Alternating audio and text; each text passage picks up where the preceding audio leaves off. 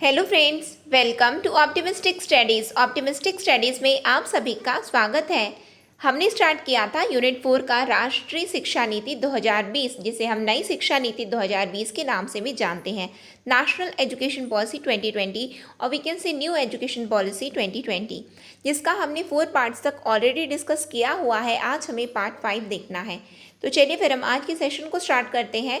लेकिन session start करने से पहले यदि प्रीवियस लेक्चर्स आपने नहीं देखे हैं तो ज़रूर पहले प्रीवियस लेक्चर्स देख लीजिए, उसके बाद में ये पार्ट 5 को देखिए, जिससे आपको समझ में आ पाए। क्योंकि ये पूरा लिंक्ड सेशन है कि एक के बाद एक है, तब जाकर के आपको समझ में आएगा कि वास्तविक रूप में नई शिक्षा नीति है क्या हमारे देश में, हमारे देश की, जो कि 2020 में आई है और जो कि अभी प्रेजेंट में जो कि लागू है हमारे देश में नई शिक्षा नीति, जिसे हम बोलते हैं राष्ट्रीय शिक्षा नीति 2020। तो ये सभी लेक्चर्स जितने भी क्लासेस हुए हैं, तो आपको ABEO नाम से जो प्लेलिस्ट बनी हुई है वहाँ पे जा कर के आपको सभी लेक्चर्स मिल जाएंगे। ठीक है, तो फिर हम आज के सेशन को स्टार्ट करते हैं। लेकिन सेशन स्टार्ट करने से पहले यदि आप चैनल पे न्यू हैं तो चैनल को ज़रूर सब्सक्राइब कर लीजिए और बेल नोटिफिकेशन को भी ऑन रखिए, जिससे हम जो भी वीडियो डालें तो आप तक पहुंचती रहे। साथ में यदि सेशन आपको अच्छा लगे तो ज़रूर लाइक कीजिएगा, ज़्यादा से ज़्यादा लोगों तक शेयर भी ज़रूर कीजिएगा। तो चलिए फिर हम आज की क्लास को स्टार्ट करते हैं। ये हमारा ABEO पेपर 2 का कंप्लीट कोर्स हमारे मोबाइल ऐप में चल रहा है, जिसके बारे में मैंने आपको जानकारी दी थी कि आपको किसी भी दिन ये पता चल सकता है कि 75 स्टूडेंट्स हो चुके हैं और 2249 जो कि ऑफ़र प्राइस रखा गया था वो एंड हो गया है। लेकिन बहुत सारे स्टूडेंट्स के कॉल और मैसेज आए हैं कि उनका कहना ये है कि वो ज्वाइन करना चाहते हैं और बस नोटिफिकेशन का वेट कर रहे हैं कि ये पता चल जाए कि वो एलिजिबल हैं कि नहीं, कि उन्हें ज्वाइन करना है कि नहीं करना है। क्योंकि बहुत अभी दुविधा है बहुत लोगों के मन में कि केवल बीएड वाले ही केवल एलिजिबल होंगे, यानी कि PG प्लस BEd, या फिर केवल जिन्होंने PG कर रखा है तो वो भी एलिजिबल होंगे। तो बहुत सारे स्टूडेंट्स के कॉल और मैसेज आए हैं कि वो लोग ज्वाइन करना चाहते हैं और फिर बस नोटिफिकेशन आ जाए और वो लोग ज्वाइन कर लें। तो इन सभी बातों को ध्यान में रखते हुए हमने ये फैसला लिया है कि ये जो ऑफ़र प्राइस जो कि 2249 रखा गया था केवल 75 स्टूडेंट्स के लिए, तो अब वो ऑफ़र प्राइस को बढ़ा दिया जा रहा है। क्योंकि बहुत सारे स्टूडेंट्स ज्वाइन करना चाहते हैं कोर्स को, वो पढ़ना चाहते हैं ABEO पेपर 2 का, लेकिन अभी बस नोटिफिकेशन का वेट कर रहे हैं। तो जो कि नोटिफिकेशन बहुत जल्द आने वाला है। क्योंकि नोटिफिकेशन का ऐसा है कि बस एक बार प्रक्रिया, अभी जितनी भी चीज़ें सब प्रक्रियाधीन है, ठीक है, जो कि चल रही हैं। और जब PSC जैसे कि प्यून का अभी नोटिफिकेशन आया और तुरंत फिर एग्जामिनेशन डेट भी आ गई कि क्या है, एग्ज़ाम होना है। अब with in the time frame आपको प्रिपेयर करना है।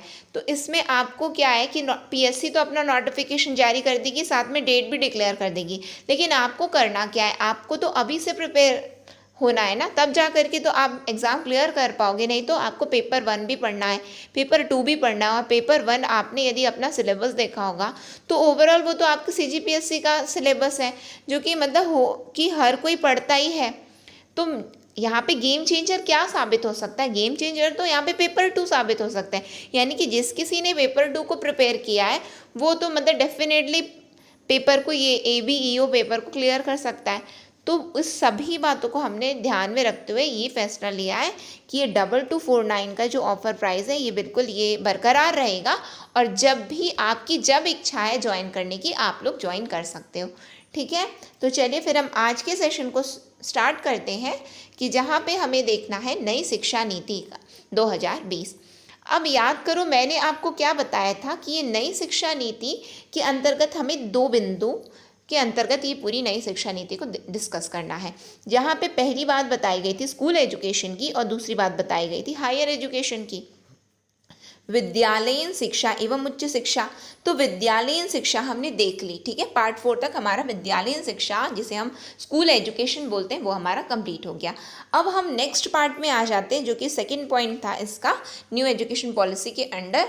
वो क्या था? उच्च शिक्षा, हायर एजुकेशन के बारे में इन्होंने क्या बताया। विद्यालयीन शिक्षा में हमने स्ट्रक्चर भी देखा है, 5+3+3+4 का स्ट्रक्चर देखा है। वोकेशनल एजुकेशन क्लास 6 से ही स्टार्ट कर देनी है, इस तरीके से हमने सब कुछ देखा है। मदर टंग में पढ़ाना है, ठीक है, प्राइमरी एजुकेशन, या फिर ज़रूरत पड़े तो 8वीं तक, या फिर और भी ज़रूरत पड़े तो उसको आगे कंटिन्यू कर देंगे। ये सब हमने स्कूल एजुकेशन में देख लिया। अब हमें क्या देखना है, अब हमें उच्च शिक्षा हायर एजुकेशन को देखना है, ठीक है। फिर स्टार्ट करते हैं हम। फर्स्ट पॉइंट इसमें क्या है, increase gross enrolment ratio two 50% by 2035। 2035 तक सकल नामांकन अनुपात को 50% तक बढ़ाना है। ये बहुत इंपॉर्टेंट है, ये आपके एग्जाम में डायरेक्टली पूछ सकता है, ये फैक्ट है ना। ये फैक्ट है जहाँ पे आपको बिल्कुल याद करना है कि सरकार का लक्ष्य नई शिक्षा नीति के अंतर्गत क्या है। तो सरकार का लक्ष्य है कि हमें GER, जिसे हम बोलते हैं ग्रॉस एनरोलमेंट रेशियो को 50% तक बढ़ा देना है। कब कब तो 2035 तक, ठीक है। सकल नामांकन अनुपात को 50% तक बढ़ाना है 2035 तक। ये नई शिक्षा नीति के अंतर्गत ये लक्ष्य निर्धारित किया गया है, ठीक है। समझ में आ रहा है आप लोगों को। अब उसके बारे में थोड़ी जानकारी हम देख लेते हैं।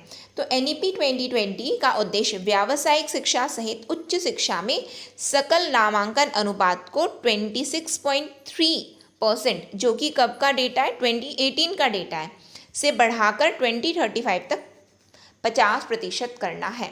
यदि पूछा जाता है कि कितने से कितना बढ़ा देना है, यदि डैश करके आता है ना, बहुत सारे क्वेश्चन इस तरीके से आते हैं, तो आपको ये याद रखना है कि 26.3% हमारे देश में ये क्या था, तो ये था सकल नामांकन अनुपात। कब था, तो 2018 में था। इसको 2035 तक सरकार ने क्या लक्ष्य रखा है कि सकल नामांकन अनुपात को क्या कर देना है हमें, तो इसको कर देना है हमें 50%। कितना करना है हमें, 50% तक बढ़ा देना है। क्लियर है आप लोगों को। देखो, NEP 2020 aims to increase the gross enrolment ratio in higher education and including vocational education, उच्च शिक्षा एवं व्यावसायिक शिक्षा। कहाँ से कहाँ तक, तो 26, नियरली अबाउट 26 ही है ना, या फिर हम बोल सकते हैं आधा से, यानी कि 25, नियरली अबाउट 25 के अराउंड है ना, 25-26 है। तो बस क्या करना है, डबल कर देना है कुल मिलाकर के। आप ऐसे भी बोल सकते हो और ऐसे भी पूछ सकता है। आपके बोलने बस से यहाँ पे मैं बात नहीं बनेगी। यदि इस तरीके से भी प्रश्न आया कि सकल नामांकन अनुपात को कितना बढ़ाना है, तो कितना बढ़ाना है, 2 गुना कर देना है। लगभग 2 गुना है कि नहीं, बिल्कुल वही करना है, ठीक है। फिर क्या है, 3.5 crore new seats will be added to higher education institution. उच्च शिक्षा संस्थानों में 3.5 करोड़ नई सीटें जोड़ी जाएंगी। तभी तो नामांकन की बात करें ना, यानी कि सीट ही नहीं है, एडमिशन लेने बच्चे आ गए, अब बोले नहीं आप हमारे यहाँ ना क्या बोलते हैं, पूरी यहाँ पे एडमिशन क्लोज है क्योंकि सीट्स पूरी भर चुकी हैं। अब भाई सीट भर गई है, आप बोलते हो नामांकन बढ़ाने की बात है, तो नामांकन बढ़ाने का बस बोल दियो, वहाँ पे एडमिशन करवाने जा रहे हैं तो बोल रहे सीट बढ़ी है। तो इन्होंने क्या बोला कि उसके लिए भी टेंशन नहीं है, नो टेंशन एट ऑल। तो फिर क्या है, तो फिर ये बता रहे हैं कि हम ना क्या कर रहे हैं कि हम नामांकन केवल बढ़ाने की बात नहीं बोल रहे हैं, हम ना सीट भी बढ़ा देंगे। हम 3.5 करोड़ नई सीटें जोड़ रहे हैं। क्या कर रहे हैं हम, उच्च शिक्षण संस्थानों में 3.5 करोड़ नई सीटें जोड़ रहे हैं, तब तो नामांकन बढ़ जाएगा। अब आओगे तो ये ऐसा नहीं बोलेंगे आपको कि एडमिशन क्लोज है, सीट है क्योंकि, ठीक समझ, मतलब आपकी समझ विकसित यहाँ पे मैटर क्या करता है, हमें बस समझ में आ जाना चाहिए। एग्जामिनर हमसे नहीं पूछने आएगा अच्छा ये बताइए कि आपने याद कैसे किया, हमने बस याद कर लिया है, हो गया, ठीक है। आइए देखते हैं नेक्स्ट पॉइंट देखते हैं इसका। समग्र बहुविषयक शिक्षा, हॉलिस्टिक मल्टी डिसिप्लिनरी एजुकेशन के बारे में क्या बताएं।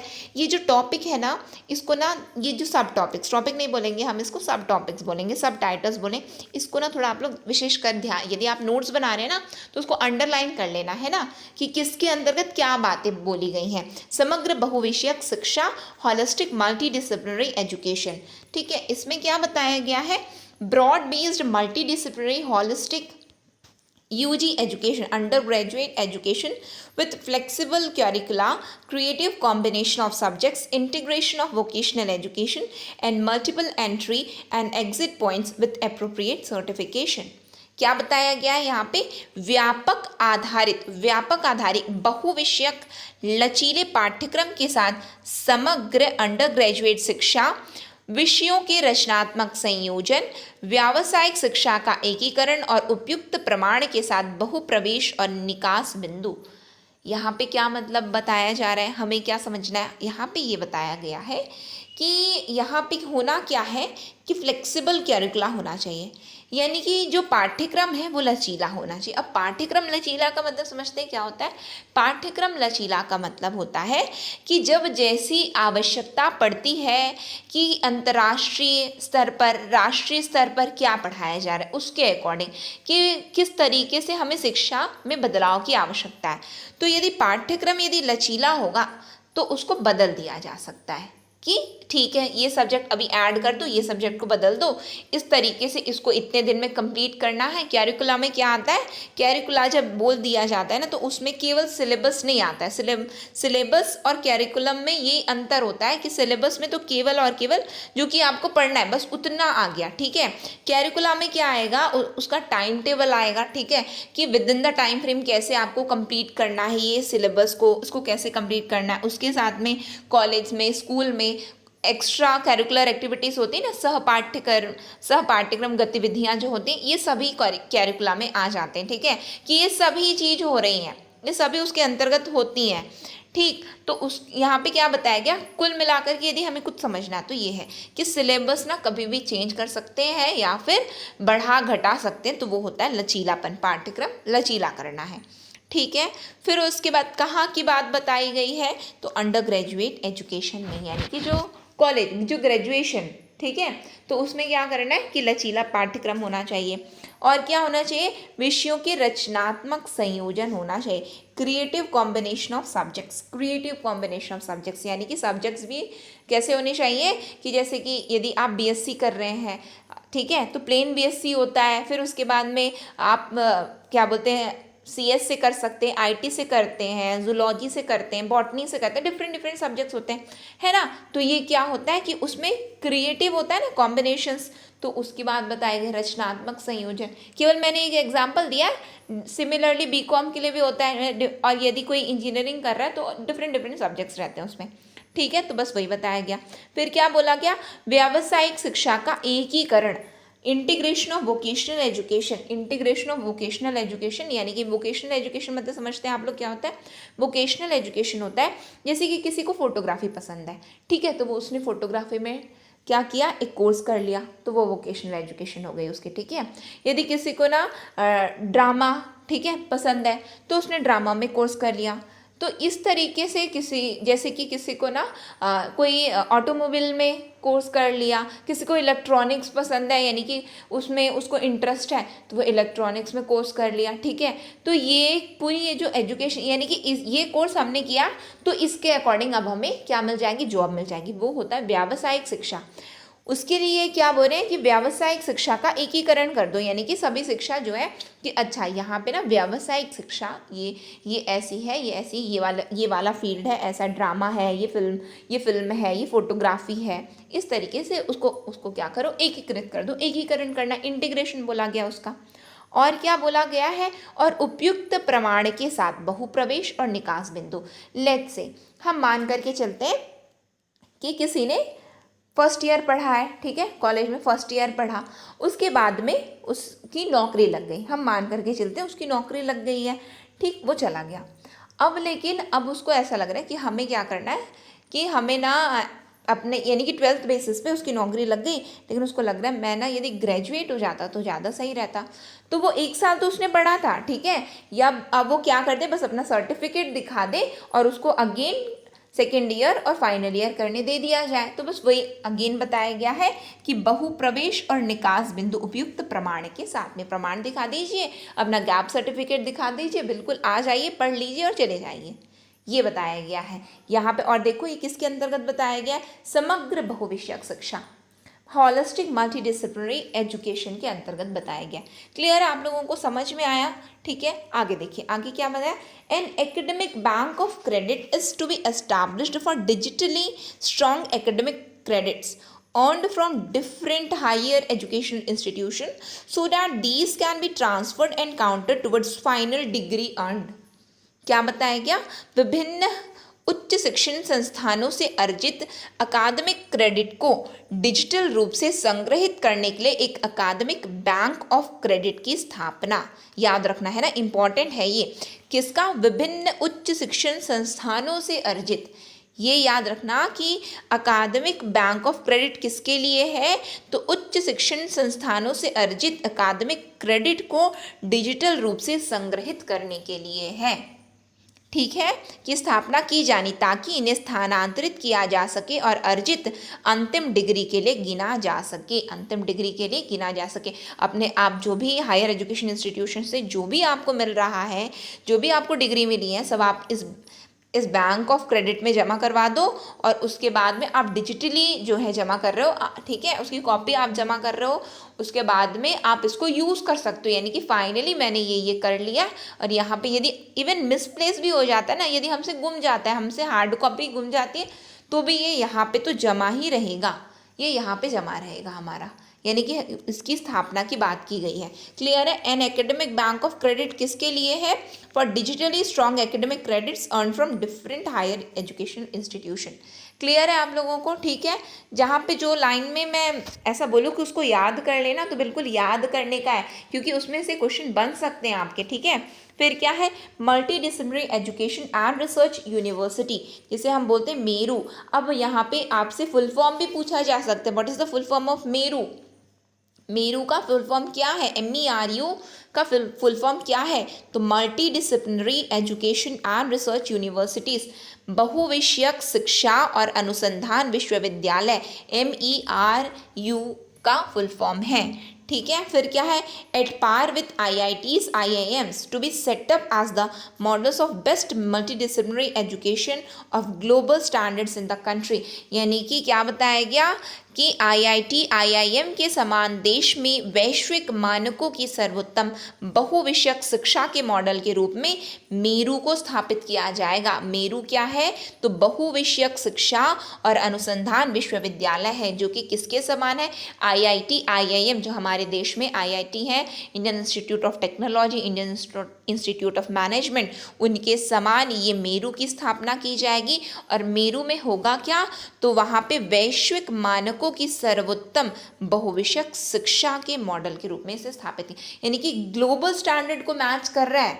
वो क्या कर रहा है? ग्लोबल स्टैंडर्ड को मैच कर रहा है, कि वैश्विक शिक्षा के स्तर को मैच करेगा, जो कि हमारे देश में IIT IIM के बराबर रहेगा।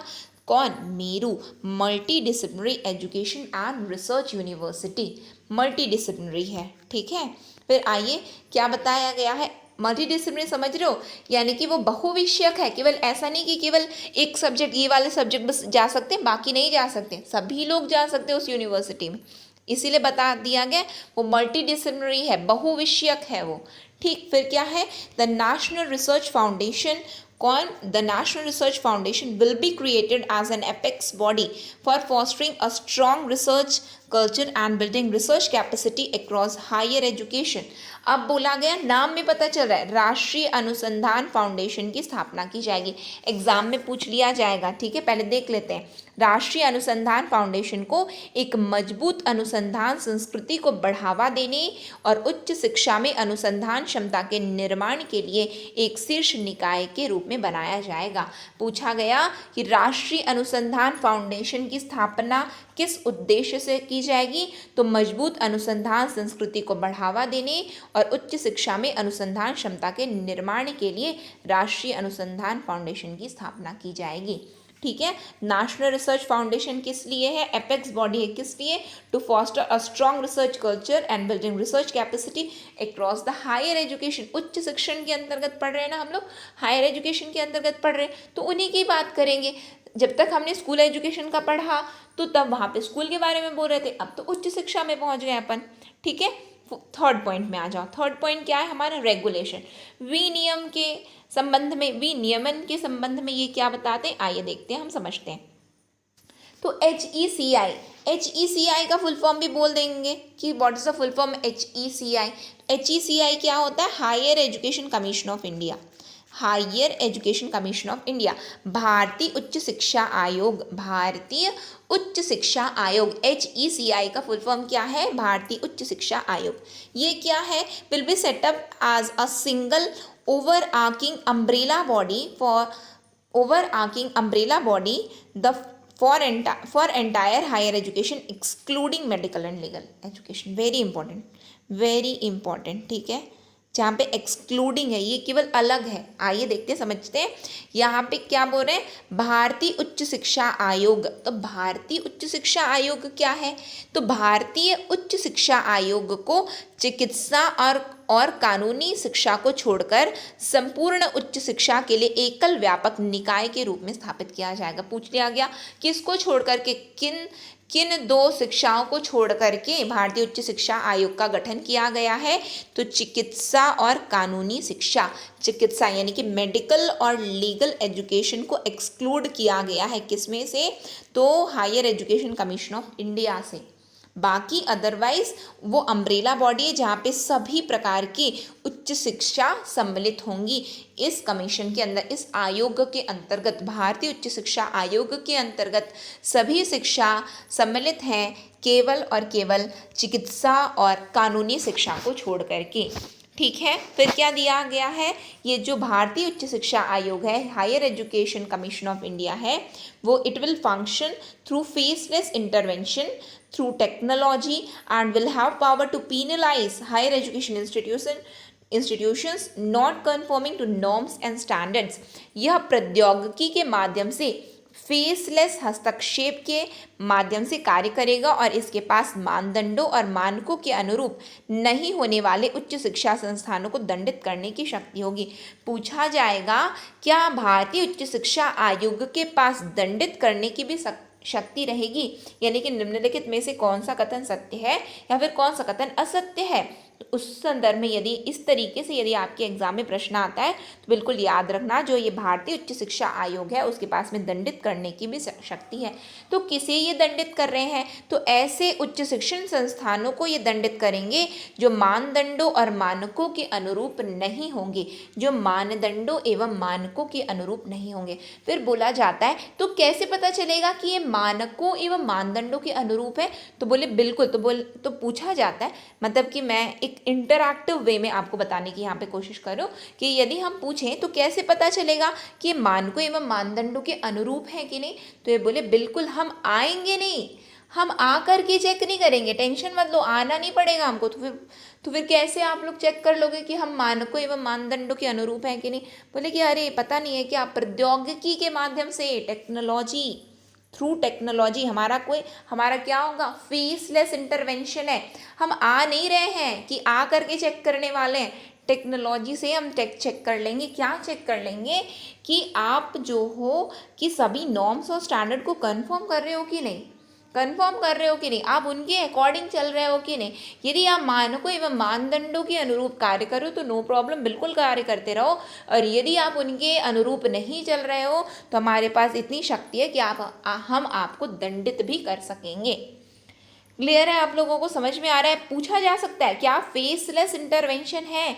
तो बिल्कुल इनका फेसलेस इंटरवेंशन, यानी कि फेसलेस इंटरवेंशन समझते हैं क्या होता है?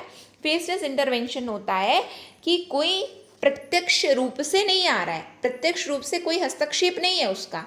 तो क्या, कैसा हस्तक्षेप है? अप्रत्यक्ष रूप से है, अप्रत्यक्ष रूप से। ठीक है, समझ रहे हो? आगे देखते हैं हम।